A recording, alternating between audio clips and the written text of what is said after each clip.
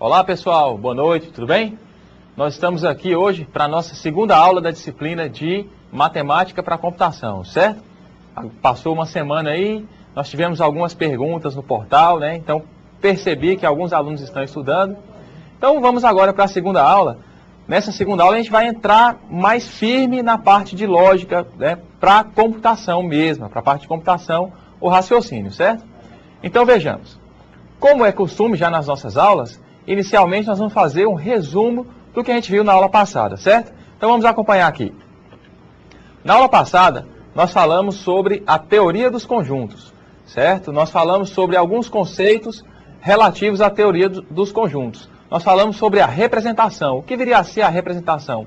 É a maneira através da qual nós conseguimos representar os conjuntos para quê? Para facilitar o nosso entendimento, para facilitar a representação daquilo que nós queremos dizer. Nós falamos também sobre a pertinência, ou seja, a propriedade dos elementos pertencerem ou não a um determinado conjunto. Nós falamos ainda também a respeito de pertinência sobre critérios que definem se um determinado elemento faz parte ou não de um determinado conjunto. Nós falamos ainda sobre subconjuntos, ou seja, conjuntos que podem ou não estar dentro de outros conjuntos. Por exemplo, se eu disser que os números pares, o conjunto dos números pares está contido no conjunto dos números inteiros, então nós podemos dizer que o conjunto dos números pares é um subconjunto do conjunto dos números inteiros, certo? Na aula passada, nós falamos ainda sobre algumas operações que são realizadas sobre os conjuntos. Por exemplo, a operação de união. A operação de união é uma operação que tem como resultado o conjunto que contém todos os elementos dos conjuntos envolvidos. Por exemplo, se eu faço a união do conjunto dos números inteiros pares com o conjunto dos números inteiros ímpares, então eu posso dizer que o resultado disso seria o conjunto dos números naturais, certo? A união de todos os elementos de um conjunto com todos os elementos de um outro conjunto, certo? Nós vimos também o que é a interseção. A interseção é uma operação que tem como resultado o conjunto que contém todos os elementos que estão presentes nos dois conjuntos envolvidos. Por exemplo, se eu tenho o conjunto dos números inteiros de 0 a 10 e o conjunto dos números inteiros de 5 a 15, a interseção entre esses dois conjuntos seria composta por todos os elementos que estão presentes nos dois conjuntos. Nesse caso, o conjunto dos elementos de 5 a 10, que estão presentes tanto de 0 a 10 quanto de 5 a 15, certo? Nós vimos também a operação de diferença. A diferença entre dois conjuntos tem como resultado um conjunto que contém todos os elementos que estão no primeiro conjunto e não estão no segundo. Nós vimos ainda sobre os diagramas de Euler-Venn. Nós vimos que os diagramas são representações, são formas de representar conjuntos graficamente, para facilitar o nosso entendimento, certo? Feita a revisão da aula passada, vamos passar agora para a aula de hoje. O objetivo da aula de hoje é falar principalmente sobre proposições, identificar proposições simples e compostas e reconhecer o valor lógico de uma proposição. Ou seja, nessa aula nós vamos falar um pouquinho mais sobre a matemática voltada para a lógica computacional. A lógica seria o raciocínio, é a maneira de a gente organizar as ideias para chegar num determinado resultado, certo? Então vamos ver aqui o que essa aula reserva para a gente.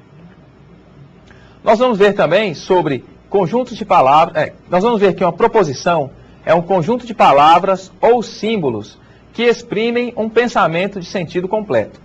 Então veja só, eu posso dizer que uma proposição é uma frase. De certa maneira, sim. Mas uma frase, ela vai ser considerada uma proposição se ela tem um sentido completo. Como assim? Se a frase por si só, ela tem um objetivo, ela consegue atingir o objetivo de dizer alguma coisa na sua forma completa. Por exemplo, eu posso dizer aqui que nós temos uma proposição quando a gente diz que está chovendo. A frase está chovendo, ela tem um sentido completo. Ela significa o quê? Que nesse momento está caindo água do céu, certo? está chovendo. Se eu digo está chovendo, fica alguma dúvida a respeito do que eu quero dizer? Não fica nenhuma dúvida. É uma proposição, ou seja, uma frase que tem um sentido completo. Vejamos. Está chovendo, né? O rapazinho está aí com o guarda-chuva. Se eu digo, por exemplo, que está chovendo, se eu digo que está chovendo num dia onde tem nuvens carregadas e água caindo do céu, eu posso dizer que eu estou falando uma coisa que é verdade, certo? Eu estou falando que é verdade. Ou seja, se eu digo que está chovendo e realmente está chovendo, isso é uma verdade. Se por um acaso eu digo que está chovendo, mas na verdade está o maior sol lá fora, eu digo que está chovendo com o maior sol lá fora, eu estou dizendo uma proposição, eu estou falando uma frase que ela não é verdadeira. Então ela assume um outro valor. Ela assume o valor falso, certo? Se eu digo que está chovendo num dia de sol, quando não está chovendo, eu estou sendo falso, eu estou falando uma mentira. Eu estou dizendo uma coisa que não é verdade, certo? Então eu poderia dizer o seguinte, eu poderia dizer que uma proposição, ela pode ser verdadeira e ela pode ser falsa, certo? Se ela pode ser verdadeira e ela pode ser falsa, eu posso dizer que ela assume dois valores diferentes, certo? Então vamos acompanhar aqui. Quando eu digo que uma proposição é verdadeira ou falsa, eu estou falando que ela assume um valor lógico, certo? O que seria o valor lógico de uma proposição? O valor lógico de uma proposição é o que define se aquela proposição é verdadeira ou falsa, certo? Se eu digo que está chovendo num dia de chuva, ela assume o valor lógico verdadeiro. Se eu digo que está chovendo num dia de sol, ela assume um valor falso, certo? Vamos acompanhar. O valor lógico de uma proposição pode ser verdadeiro ou falso. Ela pode assumir dois valores. Quando uma proposição ela é verdadeira, a gente costuma associar o seu valor lógico com o número 1 ou a letra V, certo? V de verdadeiro, ou o número 1 como sendo um valor booleano de verdadeiro. Se por um acaso uma proposição for falsa, a gente costuma representar o seu valor lógico pelo número 0 ou pela letra F, certo? Então, se for verdade, V. Se for falso, F. Se for verdade, 1. Se for falso, 0, certo? Dessa maneira, a gente consegue representar o valor lógico de uma proposição, certo? Uma proposição, ela pode assumir ainda, além de verdade ou mentira, ou verdadeiro, falso, ou 0 e 1, ela pode ter outras características. Por exemplo, uma proposição ela pode ser simples ou ela pode ser composta. Vamos ver aqui. Uma proposição ela é simples quando ela diz apenas uma única coisa. Por exemplo, hoje é quinta-feira. Então, quantas informações estão presentes na frase hoje é quinta-feira? Apenas uma. Essa proposição ela diz apenas uma coisa. Hoje é quinta-feira. Ponto final. Um outro exemplo de proposição simples. Meu nome é Carlos. Bom, meu nome é Carlos. Acabou por aí. Se a proposição ela tem apenas essas palavras, então ela diz apenas uma coisa. Ela tem uma frase com um sentido, com um significado e um valor só. Nesse caso, o valor lógico dessa proposição é verdadeiro, porque realmente eu me chamo Carlos e realmente hoje é quinta-feira. Então essas duas proposições são proposições simples, certo? Vamos ver se tem mais algum exemplo aqui pra gente. Palmas é a capital do Tocantins. Esse também é um exemplo de proposição simples. Eu estou dizendo que uma cidade é a capital de um estado, certo? Não estou dizendo nada mais além disso. Então esse é um exemplo de proposição simples. Captaram? Beleza. Existe um outro tipo de proposição que é chamado de proposição composta. As proposições compostas, elas são formadas por duas ou mais proposições simples. Por exemplo, vamos acompanhar aqui. Se hoje é quinta-feira, então haverá aula de matemática para computação. Ora, vejam, se hoje é quinta, então haverá aula de matemática para computação. São duas informações aí. Primeiro, hoje é quinta. Segundo, haverá aula de matemática para computação. Então eu posso dizer que essa é uma proposição composta, ou seja, tem duas proposições, nesse caso tem duas proposições simples. Eu poderia dizer que uma proposição composta pode ter mais de duas proposições simples? Com certeza. Por exemplo, hoje é quinta-feira, então hoje terá aula de matemática para computação, então hoje tem aula com o professor Carlos Henrique. Então seriam três proposições simples para formar uma proposição composta, certo? Vamos ver aqui uma maneira, um outro exemplo de proposição composta. Chocolate é bom e não faz mal, certo? Aqui nós temos duas proposições. Chocolate é bom e chocolate não faz mal. Ou seja, duas proposições agrupadas, duas proposições simples agrupadas em uma proposição composta, certo? Então vamos ver aqui mais para frente. Existem maneiras diferentes para você indicar se uma representação, se uma proposição é simples ou composta, certo? Então, como eu posso saber se uma proposição é simples ou composta? Em geral, os livros de lógica para computação, os livros de lógica de raciocínio lógico, eles usam notações diferentes, maneiras diferentes para representar coisas diferentes. Para quê? Para não permitir dupla interpretação, certo? A gente comentou na aula passada que a matemática é muito importante para a computação porque ela reflete frases, ela consegue exprimir informações sem duplo sentido. Por exemplo, 2 mais 2 igual a 4. Isso poderia ser uma proposição, certo? Essa proposição, ela pode assumir um valor verdadeiro, um valor lógico, verdadeiro ou falso. Se isso é verdadeiro, não tem dupla interpretação, certo? Então, quando eu quero representar, como eu posso diferenciar uma proposição simples de uma proposição composta, certo? Vamos ver aqui. Em geral, proposições simples são representadas através de letras minúsculas. Por exemplo, eu estou usando, nesse caso aqui, a letra P para representar a proposição peixes nadam. Eu estou dizendo que peixes nadam, certo? Então, eu estou usando a letra P minúscula para representar essa proposição para facilitar o nosso estudo. Vamos supor que você tem uma proposição que seja muito grande, uma frase muito grande. Então, toda vez que você quiser trabalhar o raciocínio lógico baseado nessa proposição, você vai ter que escrever toda essa frase. Toda vez você vai ter que escrever peixes nadam. Isso torna o nosso trabalho um pouco mais cansativo, certo?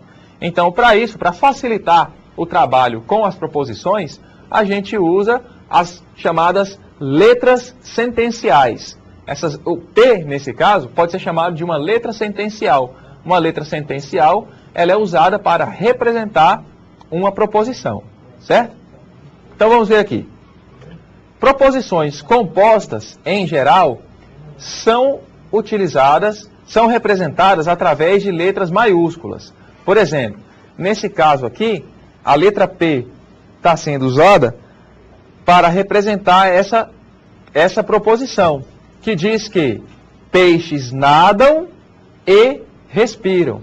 Então veja só, quando temos proposições compostas como essa, peixes nadam, peixes respiram, duas proposições simples formando uma proposição composta, nós usamos letras maiúsculas.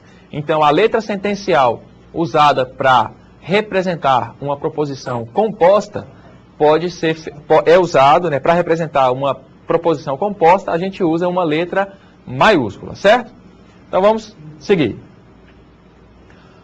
Para representar o valor lógico de uma proposição, nós podemos usar aí algumas alternativas. Por exemplo, para dizer que nós estamos falando do valor lógico de uma proposição, nós podemos usar a letra V, certo?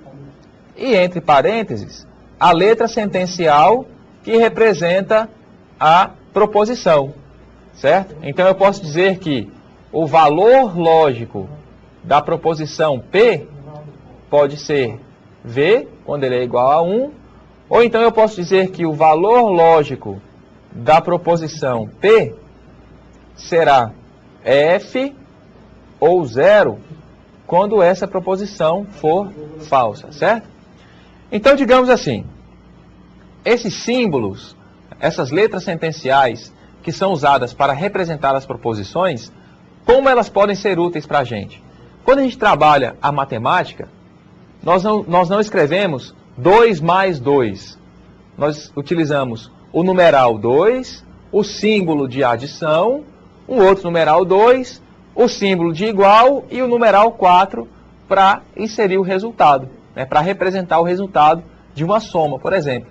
Da mesma maneira, se nós estamos dizendo que a lógica, que essa lógica que a gente trabalha aqui é fundamentada na matemática, então nós também podemos usar símbolos para representar os valores lógicos e as proposições, as sentenças que nós estamos utilizando, certo?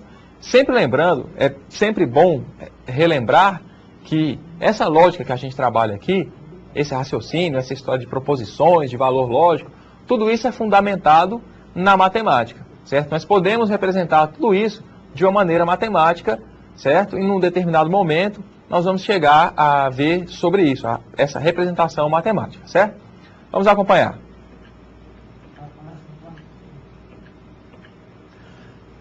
Existem ainda sentenças que não são proposições, certo? Então, nem toda frase que a gente encontra por aí, a gente pode considerar uma proposição, certo? Uma proposição é uma frase que diz alguma coisa e tem um único sentido, e esse sentido é expresso completamente. Numa proposição, o sentido da frase é expresso completamente, certo?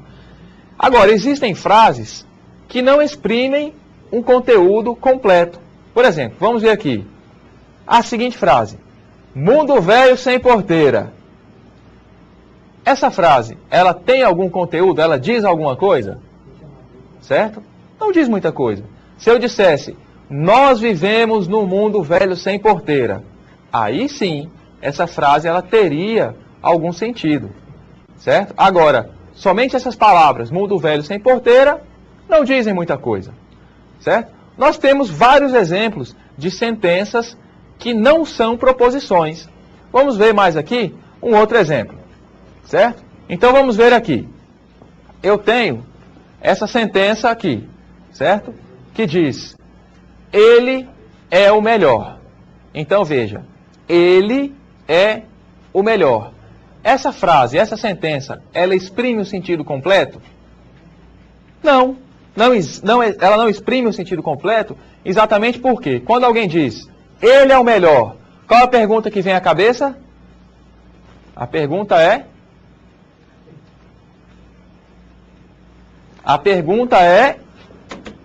ele quem? Quem é o melhor? Eu digo, ele é o melhor. Ele quem? Certo? Então, essa frase, ele é o melhor, ela não, por si só, ela não tem o sentido completo. Certo? Ela não tem o sentido completo. Ela só vai exprimir o sentido completo se eu disser quem é o melhor. Se eu disser que Schumacher é o melhor, que Rubinho é o melhor, ou que o Flamengo é o melhor, então já tem um sentido. Né? Já melhorou a situação. Quando eu digo Flamengo é o melhor, melhorou a situação. Certo? Então vejamos.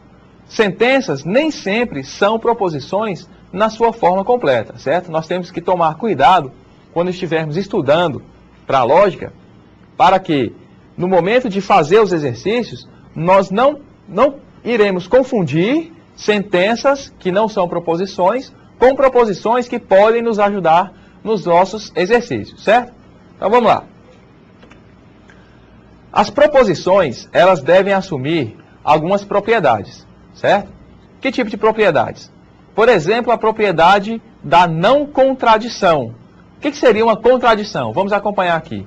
Uma contradição, né, o princípio da não contradição diz que uma proposição não pode ser verdadeira e falsa ao mesmo tempo, certo? Então, eu posso dizer que essas proposições que a gente trabalha nessa lógica, que a gente chama de lógica de primeira ordem, são proposições monotônicas, ou seja, cada uma delas pode assumir um único valor lógico. Ou uma proposição ela é verdadeira, ou ela é falsa. Ela não pode ser mais ou menos. Eu não tenho eu não posso ter dúvidas quando expresso o valor lógico de uma proposição. Ou ela é verdadeira, ou ela é falsa. Não tem um meio termo, certo? Um outro princípio que a gente tem sobre as proposições é o princípio do terceiro excluído. Ou seja, apenas dois valores são possíveis para uma proposição. Ou o valor verdadeiro, ou o valor falso, certo? Então, ela não pode ter dois valores ao mesmo tempo, certo? Ao mesmo tempo, ela não pode ser verdadeira e falsa. E, além disso, ela só pode ser verdadeira ou falsa. Ela não pode ser, mesmo que ela tenha apenas um valor lógico, esse valor lógico não pode ser diferente de verdadeiro ou falso, certo? Na lógica, nessa lógica que a gente trabalha aqui, nessa lógica matemática, eu não posso achar que uma proposição é verdadeira ou achar que ela é falsa. Eu vou afirmar, ela é verdadeira, ou eu vou afirmar que ela é falsa, certo?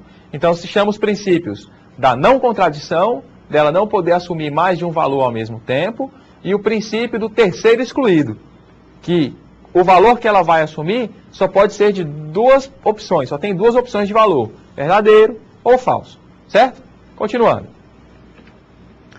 Quando eu tenho proposições compostas, por exemplo, hoje é domingo, seria uma proposição, e a outra proposição seria, hoje tem jogo de futebol. Então, veja só, hoje é domingo e hoje tem jogo de futebol. São duas proposições diferentes. Agora, vamos supor que hoje seja domingo e hoje também tem jogo de futebol, certo? Então, como ficaria essa proposição? Ela ficaria da seguinte maneira. Hoje é domingo e hoje tem jogo de futebol, certo? Ou seja, essas duas proposições, elas foram agrupadas para formar uma única proposição. Como a gente consegue fazer isso? Como uma proposição pode se juntar com a outra? Dentro da frase, no português, é muito simples, certo? No contexto da lógica, para juntar duas proposições, a gente usa um elemento chamado de conectivo, certo? Então, o conectivo, nesse caso aqui, seria o termo e, certo? Hoje é domingo e hoje tem jogo de futebol. Então, o e, nesse caso aí, representa um conectivo lógico, ou seja, ele é um elemento que permite conectar duas proposições diferentes, certo? Vamos ver aqui quais são os tipos de conectivos que a gente entende, que a gente pode utilizar. Nós temos o conectivo da conjunção, certo? A conjunção, ela é representada por esse símbolo aqui, ó. Esse símbolo aqui representa a conjunção, certo? Que seria como se fosse um sinal de circunflexo, só que no meio da frase, não ficando lá em cima, certo? A conjunção é o exemplo que a gente viu no slide anterior. Hoje é domingo e hoje tem jogo de futebol, certo? A conjunção, ela assume que duas proposições estão juntas, certo? Só vai ser verdadeiro quando hoje for domingo e hoje tiver jogo de futebol. Como que a gente representa isso? Vamos acompanhar aqui. Usando o conectivo de conjunção, nós podemos ter duas proposições simples formando uma proposição composta, certo? Nós podemos usar aqui duas letras sentenciais para representar proposições diferentes, certo? E o símbolo de conjunção. Quando a gente encontrar isso aqui, esse tipo de expressão, a gente vai ler como P e Q. Então vamos supor que hoje é domingo seria P. Hoje tem jogo de futebol seria Q. Quando eu digo hoje tem domingo, hoje é domingo e hoje tem jogo de futebol, então eu tenho P e Q. São duas proposições simples formando uma proposição composta, certo? Então vejamos. Duas proposições simples formando uma proposição composta, certo? O valor lógico de uma proposição composta, ele depende do valor lógico das proposições simples que a compõem, certo? Então vejamos, eu digo que hoje é domingo e hoje tem jogo de futebol. Se hoje, na verdade, é quinta-feira, eu posso dizer que hoje é domingo e hoje tem jogo de futebol? Não, porque hoje é domingo é uma proposição que tem o valor lógico falso, certo? Então, no caso da conjunção, vejamos aqui, no caso da conjunção, certo? Onde eu digo que hoje é domingo e hoje tem jogo de futebol, essas duas proposições formam, né, essa sentença aqui. Hoje é domingo e hoje tem jogo de futebol, certo? Nesse caso, o valor lógico de uma proposição composta, onde o conectivo é a conjunção, vai ser verdadeiro somente quando as duas proposições são verdadeiras. Ou seja, quando eu tenho duas proposições simples ligadas pelo conectivo lógico e, essa proposição composta só vai ser verdadeira quando as duas forem verdadeiras, certo? Então vamos acompanhar aqui como que a gente forma esse valor lógico. Então, digamos, nós temos aqui a proposição hoje é domingo e hoje tem jogo de futebol. Então nós temos aí 4 valores possíveis para a primeira proposição e 4 valores possíveis para a segunda proposição. Combinando esses valores, o que a gente vai ter?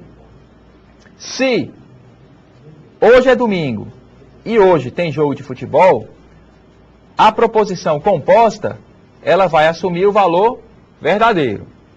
Se hoje é domingo, mas hoje não tem jogo de futebol, então ela vai ser falsa. Se hoje não é domingo e hoje tem jogo de futebol, ela vai ser falsa também, porque uma delas é falsa. Se hoje não é domingo e hoje também não tem jogo de futebol, então a proposição H e J, ou hoje é domingo e hoje tem jogo de futebol, vai assumir um valor falso, certo? Então, a gente tem toda uma metodologia matemática para demonstrar o resultado das operações lógicas que a gente exprime aqui, certo? Mas, de maneira mais simples, eu posso dizer para vocês que na conjunção, quando você tem o conectivo lógico e, o resultado só vai ser verdadeiro quando as duas proposições forem verdadeiras. É importante lembrar disso para a resolução dos exercícios, certo? Então vejamos aqui. Nós temos ainda um outro tipo de conectivo, que seria o conectivo de disjunção, certo? Quando você tem o conectivo de disjunção, significa que uma proposição ou a outra podem ser verdadeiras para formar um valor verdadeiro, certo? Então eu digo assim, hoje eu vou para casa ou eu vou para a escola, certo? Então eu tenho 2 caminhos a seguir, ou para casa ou para a escola. Qualquer um dos dois que eu seguir, qualquer um dos 2 caminhos que eu seguir, isso vai estar representado dentro da proposição, certo? O símbolo que representa a conjunção é esse símbolo aqui, ó, como se fosse o sinal do acento circunflexo de cabeça para baixo. Toda vez que você encontrar esse símbolo conectando 2 letras sentenciais que representam proposições, a gente vai ler da forma T ou Q, certo? O valor lógico de uma disjunção vai ser verdadeiro quando uma das 2 proposições for verdadeira. Ou seja, eu disse, ou eu vou para casa, ou eu vou para a escola. Se eu for para casa, beleza. Se eu for para a escola, beleza. Se eu for tanto para casa e depois para a escola, beleza. Agora, se eu digo que ou eu vou para casa, ou eu vou para a escola e eu vou para o boteco, então é falso, certo? Então, quando eu digo ou eu vou para casa, ou eu vou para a escola, para eu não ser mentiroso, ou eu vou para as 2, ou eu vou para uma, ou eu vou para outra. Se eu digo que ou para casa ou para a escola e vou para o boteco, eu estou mentindo, certo? Então, se uma das 2 proposições for verdadeira, o valor lógico de uma disjunção, de uma proposição composta, onde existe uma disjunção, vai ser verdadeiro, certo? Vamos acompanhar aqui a formação desses valores. Então, Da mesma maneira, nós temos os valores possíveis para a primeira proposição, os valores possíveis para a segunda proposição. Então, se a primeira proposição é verdadeira e a segunda também é verdadeira, então o resultado é verdadeiro. Se a primeira é verdadeira e a segunda é falsa, não tem problema, porque tanto faz ou uma ou a outra ser verdadeira para que o resultado seja verdade. Se a primeira é falsa e a segunda é verdadeira, também não tem problema, porque tanto faz que uma ou a outra seja verdadeira para que o resultado seja verdade. Agora, se tanto a primeira quanto a segunda forem falsas, aí não tem salvação, aí o resultado vai ser falso, certo? Então, a disjunção ou o conectivo lógico ou vai retornar o valor verdadeiro quando uma das duas for verdadeiras, das duas proposições forem verdadeiras. Se as duas forem verdadeiras, melhor ainda. Agora, se as duas forem falsas, não tem jeito, aí o resultado vai ser falso, certo?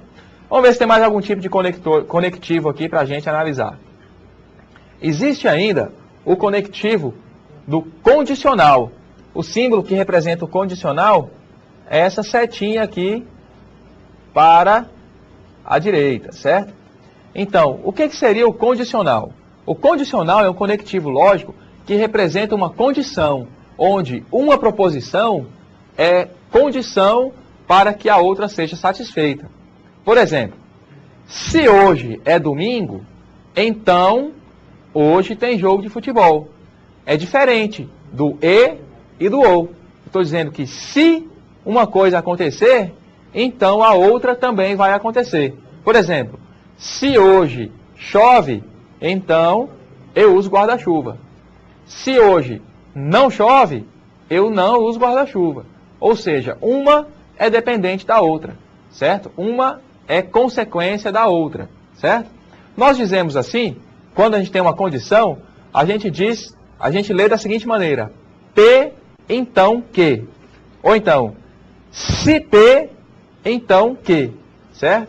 Então esse conectivo da condicional, o conectivo condicional, diz que se uma coisa acontecer, então a outra coisa vai acontecer também, certo? Como que a gente representa melhor isso? Vamos ver aqui. Se faltar mais de 25%, então estará reprovado. No nosso caso aqui, que a gente estuda numa instituição educacional, isso é verdade. Se o aluno falta mais de 25%, ele estará reprovado. Porque a frequência mínima para ser aprovado é de 75%. Certo? Então esse é um exemplo de proposição que usa o conectivo condicional. Certo? Seguindo. O valor lógico de P depende das duas proposições. Então, nós temos aqui, se P, então que. Nós podemos dizer que o P é o antecedente e que é o consequente. Então veja, se a gente diz, se hoje chove, eu uso guarda-chuva.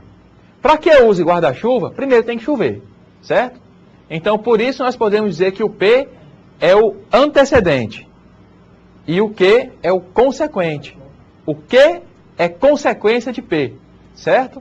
Então se o que acontece, ou seja, se eu uso guarda-chuva, é porque está chovendo, certo? Supõe-se que se eu estou usando guarda-chuva é porque está chovendo, mesmo que não esteja chovendo.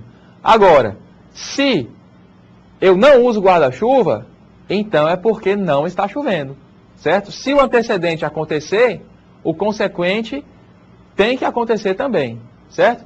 Vamos ver a montagem aqui do valor lógico, certo? Então, o valor lógico do condicional vai ser falso quando o consequente for falso, certo?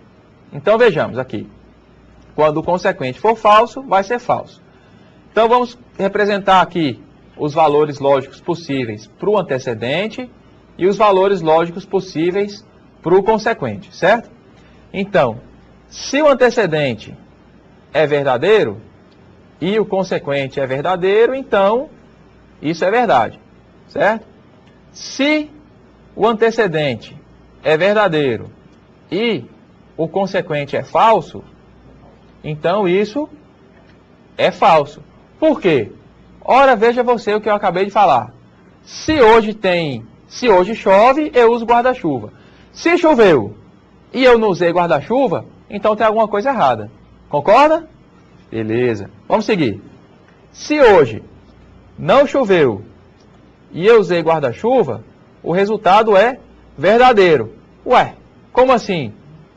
Mesmo não chovendo, eu usei guarda-chuva, certo? Então, assim funciona o condicional. Quando o consequente é verdadeiro, então beleza. Na sequência, se não choveu, eu não usei guarda-chuva. Isso é verdadeiro? Sim, né? Se não choveu, eu não preciso usar guarda-chuva. Então, nós podemos dizer que o antecedente é condição suficiente para o outro acontecer, certo? Então, vejamos. Se não chover, eu não preciso usar guarda-chuva. Então, no condicional, o resultado vai ser falso quando o consequente for falso e o antecedente for verdadeiro. Ou seja, quando um diz dizer o outro. Se eu digo que hoje choveu e eu não usei guarda-chuva, então está errado, certo? Existe mais um outro tipo de conectivo que nós vamos ver aqui, que é o chamado de bicondicional, certo? Onde o bicondicional, ele é representado por esse sinalzinho aqui, ó, que é uma setinha para os dois lados, certo? E a gente lê P, se e somente se, que, certo? Então vejamos. Se e somente se, certo?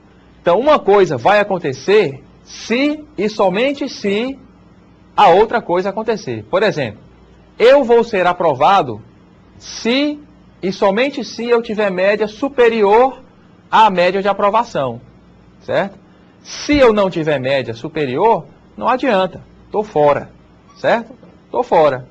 Então, ou as duas coisas têm que acontecer, ou as duas coisas não podem acontecer. Vamos verificar isso aqui. O valor lógico do bicondicional diz que Q é dependente de P. Então, se P é verdadeiro, então Q será verdadeiro. Se P é falso, Q tem que ser falso também, certo? Então, Q é dependente de P. Se P é verdadeiro, Q é verdadeiro. Ou seja, um depende do outro. Então, a gente pode dizer que o valor lógico de uma proposição onde o conectivo utilizado é o bicondicional, certo?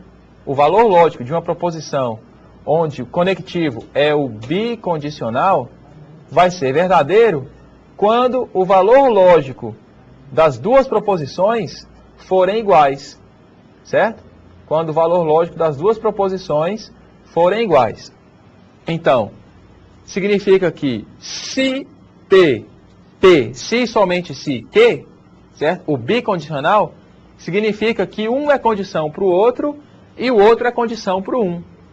Então, se eu digo, se hoje chove, então eu uso guarda-chuva. E se eu digo que, se eu uso guarda-chuva, é porque está chovendo. Então, é um bicondicional. As duas condições devem ser satisfeitas. Então, se hoje chove, eu uso guarda-chuva. Eu só uso guarda-chuva se chover. Se chove e eu não uso guarda-chuva, então está errado. Se não chove e eu uso guarda-chuva, está errado. Agora, se não chove e eu também não uso guarda-chuva, então está certo. Porque o valor de um depende do valor do outro. Nas duas direções. Por isso que a gente chama de bicondicional.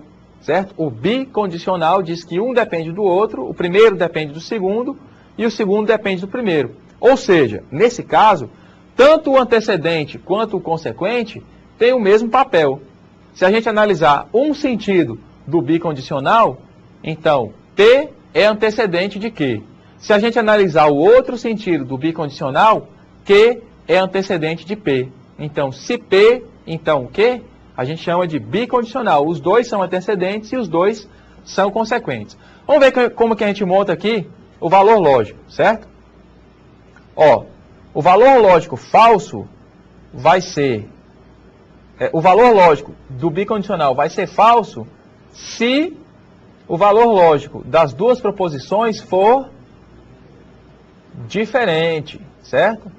Então, se o valor lógico da primeira proposição for diferente do valor lógico da segunda proposição, o resultado do bicondicional é falso, certo? Então, o macete é, quando tem bicondicional, só vai ser falso, só vai ser verdadeiro quando forem iguais, certo? Vamos fazer uma montagem aqui. Nós temos aqui os valores possíveis para a primeira proposição, os valores possíveis para a segunda proposição e um espaço aqui para a gente determinar o valor do bicondicional, certo? Então, quando a primeira proposição é verdadeira, por exemplo, se hoje está chovendo e hoje eu estou usando guarda-chuva, significa que o resultado do bicondicional vai ser verdadeiro. Ou seja, o antecedente e o consequente são iguais. Se por um acaso está chovendo e eu não estou usando guarda-chuva, certo? Então, se chove e eu não uso guarda-chuva, significa o quê? Significa que isso é uma falsidade, certo? Porque é condição necessária que eu use guarda-chuva se estiver chovendo. Se por um acaso eu não estou usando guarda-chuva e está chovendo, opa, tem alguma coisa errada. Por quê? Porque eu só vou usar guarda-chuva quando estiver chovendo. Então, nesse caso, para o bicondicional, o valor lógico vai ser falso. Deixa eu consertar isso aqui, porque tem que ser falso, certo? Então, tá aqui. O valor lógico é falso. O valor lógico é falso. Então, vejamos. Se está chovendo,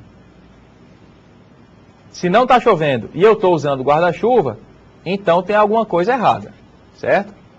Se por um acaso não está chovendo e eu não estou usando guarda-chuva, não tem problema, certo? É verdadeiro. Por quê? Porque os dois têm que ser iguais para que o resultado do condicional seja, do bicondicional seja verdadeiro, certo? Então nós temos aí os conectivos, as maneiras de conectar duas ou mais proposições, certo? Essa maneira de conectar duas ou mais proposições, ela é útil para quê? Para que a gente possa construir um raciocínio, uma argumentação. Por exemplo, vamos supor os peritos da polícia que fazem aí a reconstituição de crimes, certo? Então, por exemplo, se o suspeito entrou pela porta, ele não pode ter arrombado a janela. Ou, por exemplo, se a janela tem marcas de tentativas de arrombamento e a porta também, significa que ou ele entrou pela janela ou ele entrou pela porta, certo? Então, a lógica, o raciocínio lógico, as proposições, a lógica matemática, são usadas em diversos contextos diferentes. Não é só na computação, não. Se você conversar aí com um advogado, possivelmente, na formação do curso de Direito, eles têm uma disciplina que é ligada à lógica, certo? À lógica do raciocínio. Por quê? Porque isso faz parte da argumentação, certo? Toda vez que tem um processo penal, um processo civil, certo? Eles constroem uma argumentação. O que seria, para que serve essa argumentação? Essa argumentação serve para você convencer o juiz, certo? Agora, se a sua argumentação não tem lógica, se ela tem um resultado, um valor lógico falso, o juiz vai cair na argumentação do advogado? Não vai, certo? Então, várias áreas utilizam o raciocínio lógico, essa lógica formal que a gente está trabalhando aqui. Então, se você tem uma ou mais proposições, você pode conectar essas proposições usando os conectivos. Que conectivos seriam esses? Seriam o conectivo da conjunção, o e, uma proposição e a outra, seria o conectivo da disjunção, o do condicional e o do bicondicional.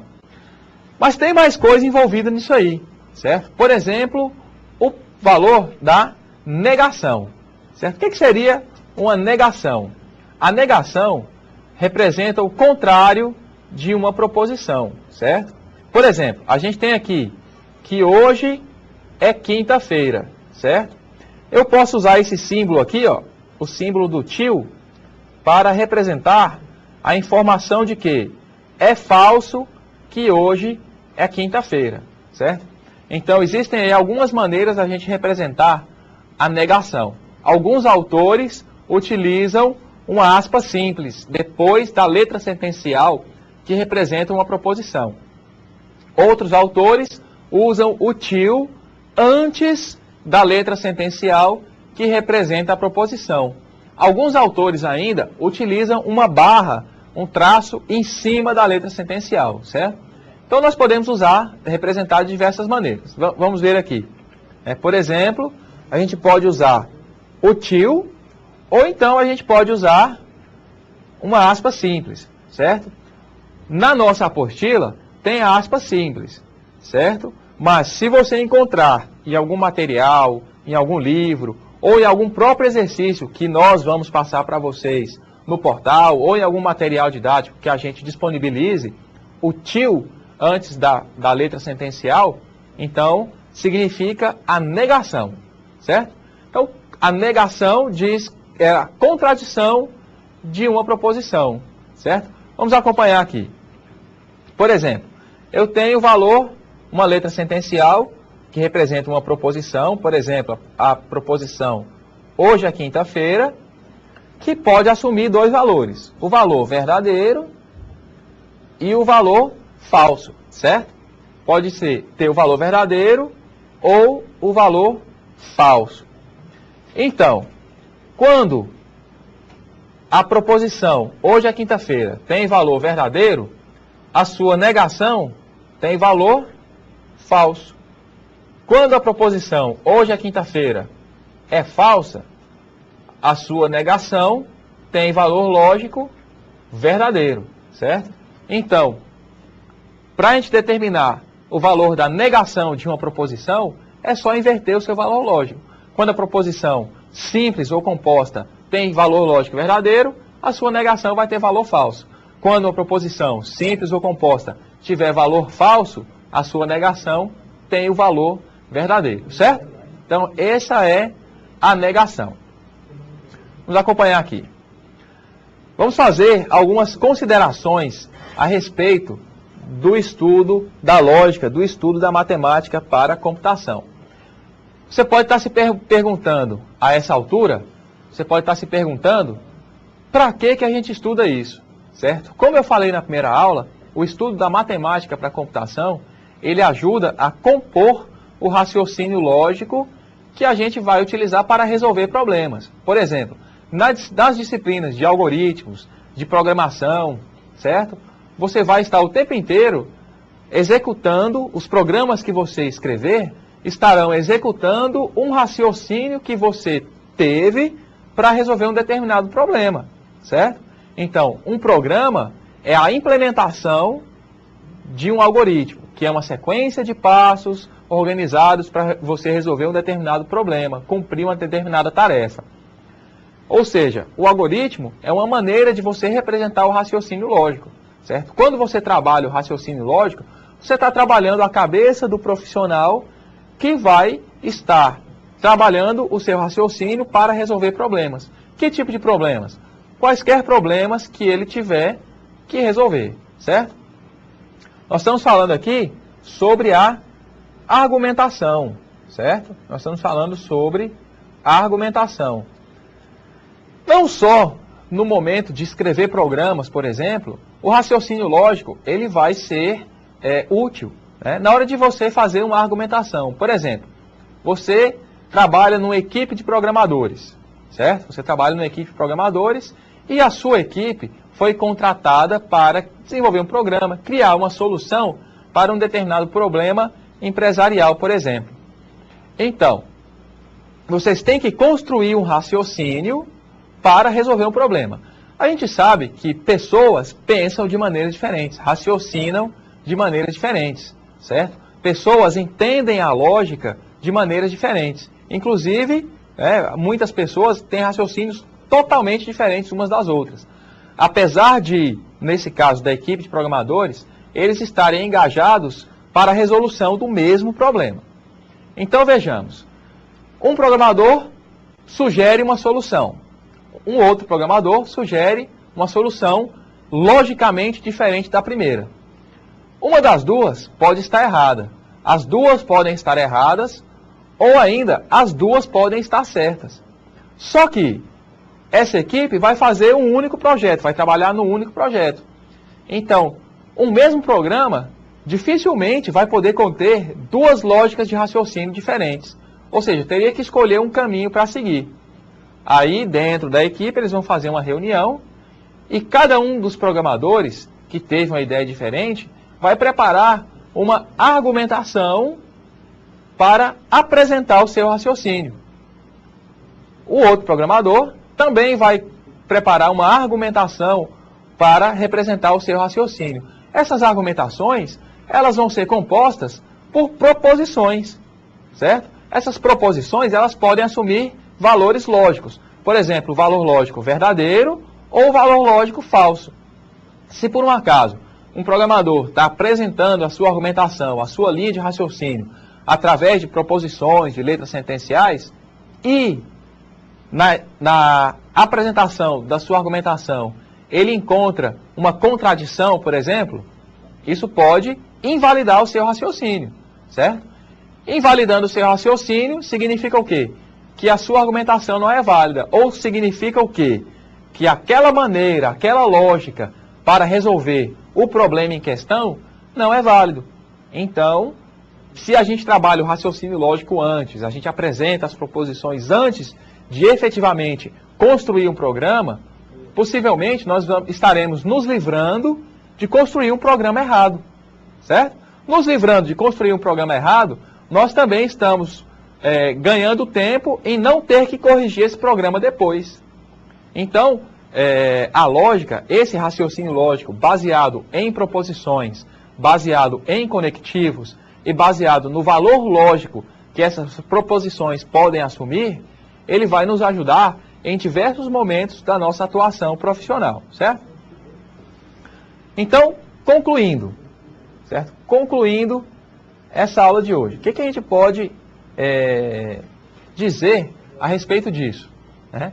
Que esse raciocínio lógico nos permite tirar conclusões precisas a respeito de situações que a gente esteja trabalhando no dia a dia como profissionais, certo? Nos permite tirar conclusões precisas. Por quê? Porque são conclusões baseadas em matemática. Então, a matemática não permite dupla interpretação, certo? Então, vamos ver aqui o que a gente viu na aula de hoje. Na aula de hoje, nós falamos sobre as proposições. Nós definimos o que é uma proposição, certo? Como construir uma proposição, como diferenciar uma proposição de uma sentença que não é uma proposição, uma sentença que não exprime, que não representa um valor completo, certo? E como simbolizar as proposições através das letras sentenciais. As letras sentenciais vão representar uma proposição simples, serão letras minúsculas. Letras maiúsculas vão ser usadas para representar proposições compostas. Nós falamos sobre os conectivos, certo? O que são os conectivos? Os conectivos são elementos que permitem associar duas ou mais proposições, certo? Esses conectivos nos permitem criar composições mais complexas. Criando composições mais complexas, nós podemos representar um raciocínio mais elaborado, certo? Esse raciocínio mais elaborado vai ser necessário quando os problemas que nós estivermos resolvendo forem problemas mais complexos, certo? Problemas mais complexos necessitam de raciocínio mais elaborado, de uma sequência de passos possivelmente maior, mais difícil de ser atingido, certo? Então esses conectivos são úteis para que a gente consiga representar um raciocínio mais complexo. Nós falamos também sobre a simbologia que é usada para representar as proposições e esses conectivos, certo? Aquele símbolo da conjunção, da disjunção, a setinha em uma direção que identifica o conectivo condicional e a seta nas duas direções que indica o conectivo bicondicional. Nós falamos também sobre os valores lógicos que essas proposições podem assumir, certo?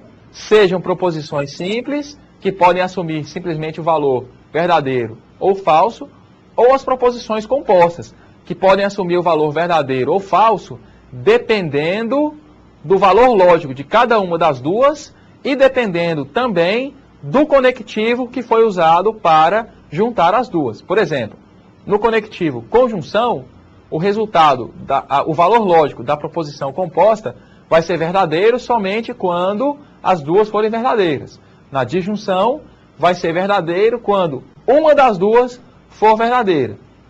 Na condicional, o conectivo condicional, vai ser verdadeiro quando o consequente for verdadeiro. E o bicondicional vai ter valor lógico verdadeiro quando as duas proposições tiverem o mesmo valor lógico. Verdadeiro e verdadeiro, dá verdadeiro. Falso, falso, dá verdadeiro. Certo? Então esse aí é o recado que a gente tinha para passar na aula de hoje. Certo? Estaremos aguardando, eu e a equipe de professores, estaremos aguardando as dúvidas, as sugestões no portal. Eu sei que a lógica, muitas vezes, não faz lógica à primeira vista, certo? Então, de certa maneira, nós temos aí precisamos de um estudo, precisamos de um tempo para absorver esses conceitos. E, mais importante de tudo, é sempre trabalhar o raciocínio lógico.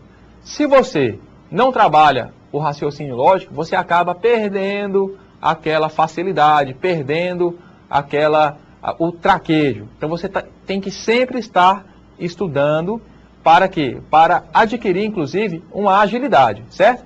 Então aguardamos vocês no portal. Um abraço, boa noite para todos.